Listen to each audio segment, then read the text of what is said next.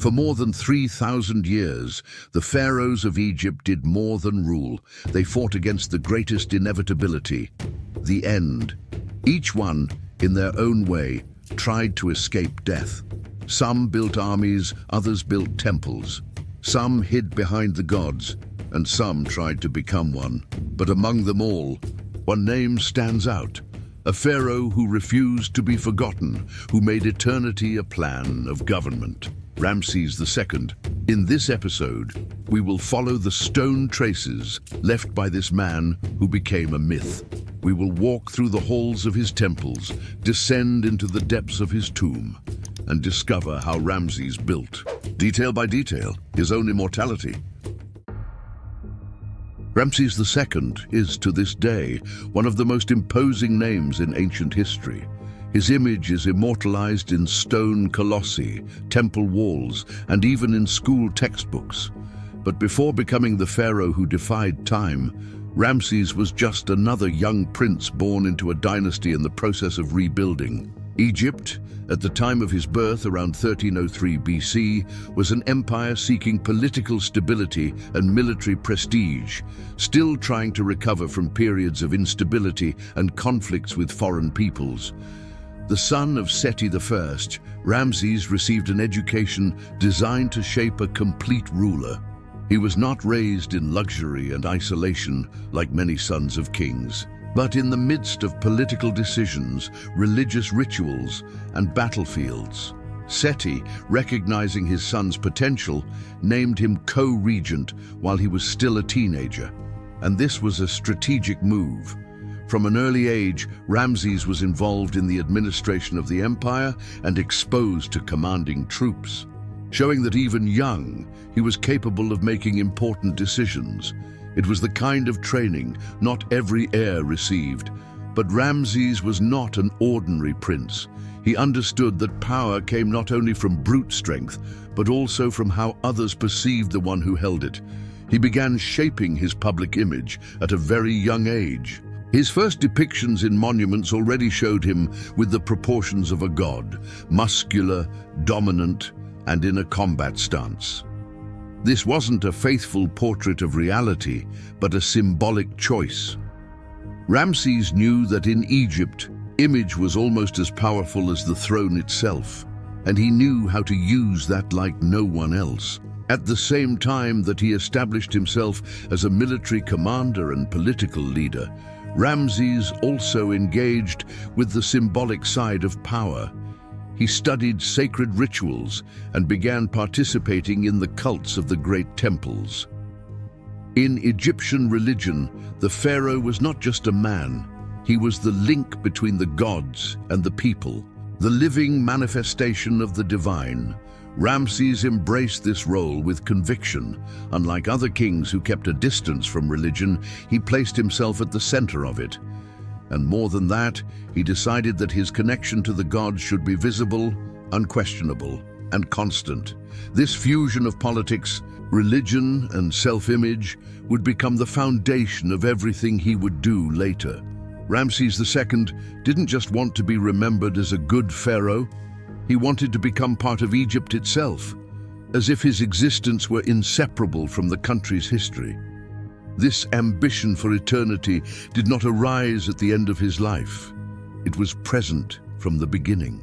And it is precisely this long-term vision that explains why Ramses II stood out among all his predecessors. In the eyes of the Egyptian people, he was no longer just a promising prince. He was becoming a myth in real time. For Ramses II, ruling was not enough. Winning battles, governing an empire, being worshipped as a living god, none of that was enough. He wanted more. He wanted time, the force that destroys kings, cities, and civilizations, to be unable to erase his name. And that is exactly why he decided to build. Not with clay, not with wood, but with stone, with immortality. In the early years of his reign, Ramses began what would become the largest building program in the history of ancient Egypt. Palaces, obelisks, tombs, temples, hundreds of structures built or expanded in his name. But it wasn't just vanity. There was a plan behind every stone, a purpose that went beyond the realm of the living. Ramses was designing his eternity. And among all these works, one stood out as the boldest, Abu Simbel. In the heart of the desert, carved directly into the rock, he ordered the construction of a colossal temple. On the facade, 4 statues of Ramses himself, each more than 20 meters tall, gaze at the horizon with a serene, almost divine expression. They were not guardians. They were statements. Statements that this man would not bow even to time. But the real secret of Abu Simbel is inside. In the deepest chamber, the most sacred space of the temple, 4 figures are seated. 3 of them are gods, Ra-Horakhti, Amun and Ptah. The 4th is Ramses. Yes, Ramses II did not just want to be remembered as a great king, he wanted to be remembered as a god, and that is exactly what he did in every corner of Egypt. His name is carved more times than any other pharaohs, sometimes even over the names of earlier kings, as if he wanted to say, "Forget the others, only I matter."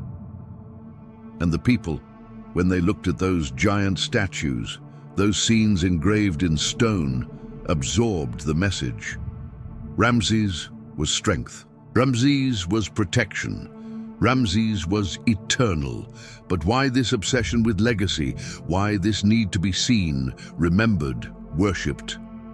The answer lies at the heart of Egyptian culture. In ancient Egypt, death was only a part of the journey. The true death, the one that truly frightened people, was being forgotten. When a person's name was no longer spoken, when their image disappeared, their soul also died. Ramses knew this, and he acted as if he could defeat death itself with the chisels of his architects. But the most fascinating thing is that he succeeded. 3,000 years later, his name is still spoken. His image still impresses, and most symbolic of all, when the temple of Abu Simbel was at risk of being submerged by the construction of the Aswan Dam in the 1960s, the world came together to save it. The temple was cut into giant blocks and moved to a safe location, the modern world saving the work of a man who swore to be eternal. And while the colossi of Ramses continue to watch over the desert, one thing is clear: he won. But his story is not made only of stone and power. There is something that shines in the middle of all this, something rare among the great conquerors of history. Ramses also built for love, and that love, like him, refused to disappear. Among so many statues raised in his honor, among temples, obelisks, and walls filled with military victories, there is something about Ramses II that often surprises those who look more closely. He loved. And he did not love in silence. He loved in stone. He loved monumentally. He loved with the same intensity with which he ruled an empire. His most well-known love was for Nefertari, the great royal wife. But she was not just Ramses' queen. She was his muse, his advisor, and, in a way, his mirror. Because while he was eternalizing his own image, he also ensured that hers would never be erased from history. Proof of this lies on the banks of the Nile, beside the colossus of Abu Simbel. Yes, Ramses built a second temple right next to his own, but this one was for her.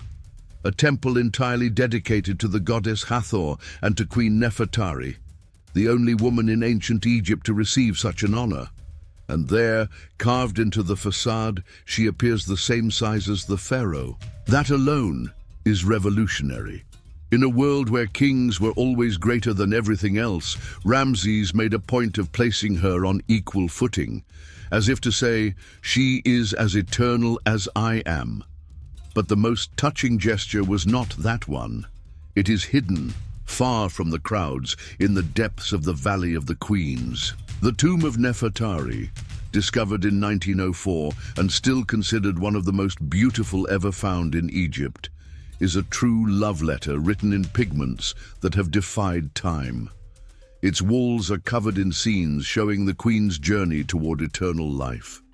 Bright colors, delicate lines, gods protecting her with reverence.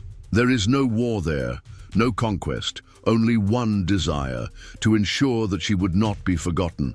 And that is exactly where the heart of this story lies. Because for Ramses, immortality was not just a personal ambition.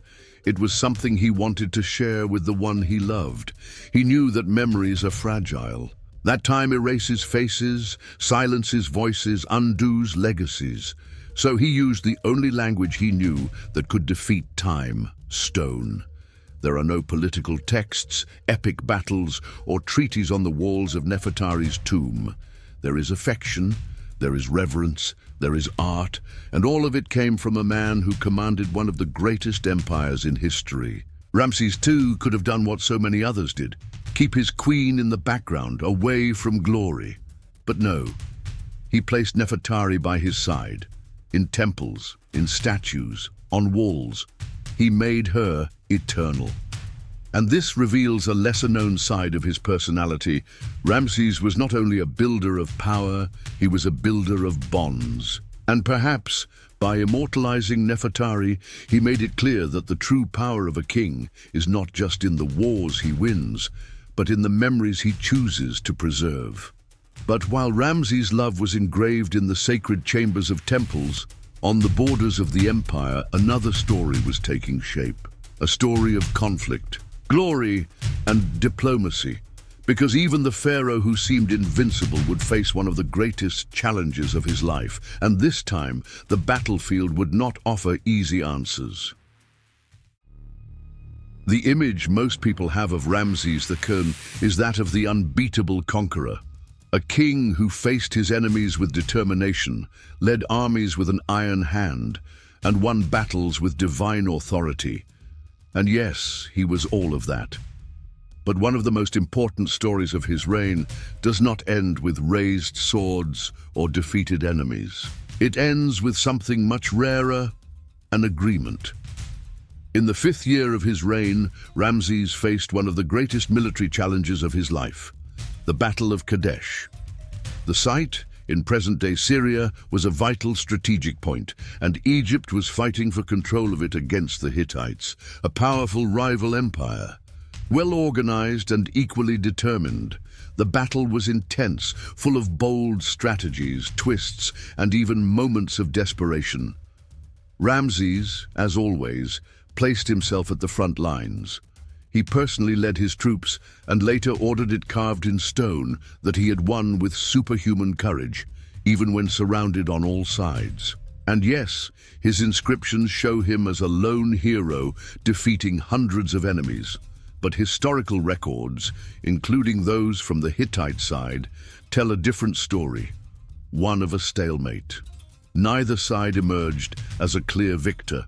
And here is where Ramses surprises, because instead of insisting on a long and exhausting war, he did something few expected from a king carved in stone.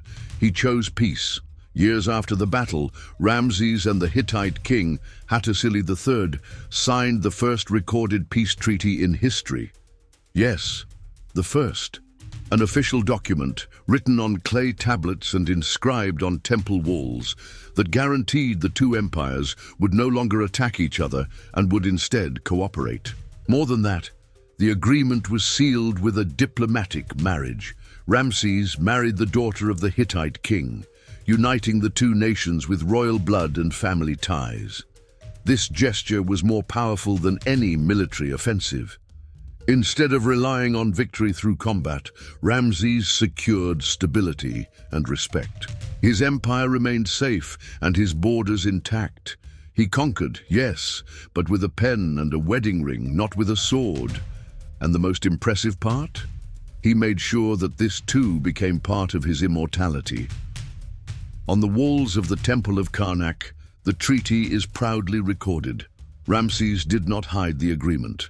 On the contrary, he made it one of the pillars of his legacy, because he knew that the greatness of a king is not only in the wars he wins, but in the pieces he builds. And that is what makes Ramses II so unique. He was not driven only by conquest. He was driven by permanence, by solidity, by something that would last beyond the glories of the battlefield. Peace, like the temples and the statues, would be another brick in the construction of his eternity. But Ramses' reign was not limited to politics or war. There was something even more symbolic at the heart of everything he did: the temples. Monuments where he himself was worshipped, where his image blended with the gods, and where he solidified what may have been his deepest belief, that a true king does not disappear. He transforms. If there was one thing Ramses II understood better than any other king of his time, it was the power of image. And not just visual image, but symbolic image. The kind that transforms men into myths and kings into gods. For that, he used his favorite tool, the temple. The temples of Egypt were always much more than places of worship. They were sacred stages designed to impress, intimidate, and educate. And Ramses, with his grand vision, turned these spaces into monuments to himself. More than worshipping the gods, he wanted to be remembered alongside them. And that is exactly what he did. In Karnak, the largest religious complex of antiquity, Ramses left his mark in the gigantic hypostyle hall, a forest of 134 colossal columns, some over 20 meters high. Walking through that space, the ancient Egyptians were not just passing through a corridor of stone. They were walking through a simulation of the cosmos, where light and shadow created the illusion of being between heaven and earth. And at the center of that experience was him, Ramses, depicted in murals, making offerings to the gods or being welcomed by them as an equal. But it was in Luxor that he went a step further. At the entrance of the temple, Ramses ordered statues of himself in positions of authority. And inside the temple, he did something even more daring. He had his divine birth carved in stone. That's right, he didn't just claim to be close to the gods. He told, in stone, that he was the direct son of Amun, the supreme god. The narrative shows Amun visiting his mother in a dream, choosing her to bear the new Pharaoh. A divine conception in every sense. This story, reproduced in sequence along the temple walls, was not told in texts. It was told in images. Images meant to be seen by everyone, regardless of whether they could read. It was sacred propaganda, and very effective. For those living at the time, the message was clear. Ramses was not just the ruler of Egypt. He was part of the heavens, chosen by the gods, and worthy of worship. Priests performed ceremonies in his honor, statues of him were carried in processions, and his name was invoked alongside those of the gods. And the more his cult grew, the less he was seen as merely a man, and the more he became an eternal entity. None of this happened by accident. Every stone block, every hieroglyph, every sculpture was part of a massive project of self-deification. Ramses did not hope to be remembered as a kind king or a victorious warrior. He wanted something greater. He wanted to be a link between the world of men and the world of the gods. And by transforming the temples into houses of his own image, he achieved exactly that. But even as he placed himself among the gods, Ramses knew that eternity is not won by symbols alone. It requires permanence, endurance, and perhaps that is why he also cared about something even deeper, where his body would rest after death. Because for the Egyptians, the journey to the afterlife was just as important as life itself, and the preparation for that journey had already begun. After nearly 7 decades on the throne, Ramses II grew old. But even with white hair and a body marked by time, he was still seen as a living entity. His people had known him since birth. Entire generations had grown up without ever knowing another king. It was as if he had always existed, and perhaps, in some way, he believed that too. But the truth is that death was approaching, and in ancient Egypt, death was not the end. It was the beginning of a complex journey, full of trials, rituals, and secrets. Ramses knew that. He knew that eternity had to be prepared. That's why, during his own reign, he ordered his tomb to be built with the same care he gave to his temples. In the Valley of the Kings, his tomb, KV7, was built not as an ordinary grave, but as a true underground palace. The idea was clear. Even in the world of the dead, Ramses should be treated as a king, or rather, as a god.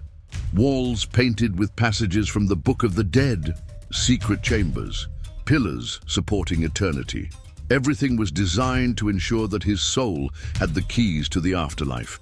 And then, around the age of 90, an almost unbelievable age for his time, Ramses II died. The body of one of the greatest rulers in history was carefully prepared, mummified with advanced techniques, wrapped in amulets and magical formulas. The goal was clear: to protect his spirit for the most important journey of all. But even in death, Ramses II was not yet at peace. Over the centuries, his tomb was looted, violated, and his mummy had to be hidden by priests who tried to preserve what remained of the ancient empire. It was only in 1881, more than 3,000 years after his death, that archaeologists found his body, wrapped in linen and still surprisingly well preserved. The wrinkled face, the noble profile, the features of someone who, against all odds, was still there. And this is where the story becomes almost poetic. Ramses II didn't just defy time, he won. His image still stands in dozens of temples. His name is still spoken in every language. His mummy, now on display in Egypt, is still revered as a national treasure. The pharaoh who spent his entire life building his eternity succeeded. But perhaps the most impressive thing of all is not what he left in stone, but what he left in us. Because every time we look at one of his statues, visit his temples, or repeat his name, we do exactly what he most desired. We remember him. And as long as he is remembered, Ramses II the Great will never truly be dead. He remains a symbol of power, ambition, and eternity. A pharaoh who refused to disappear, and who, against all the laws of time, did not disappear.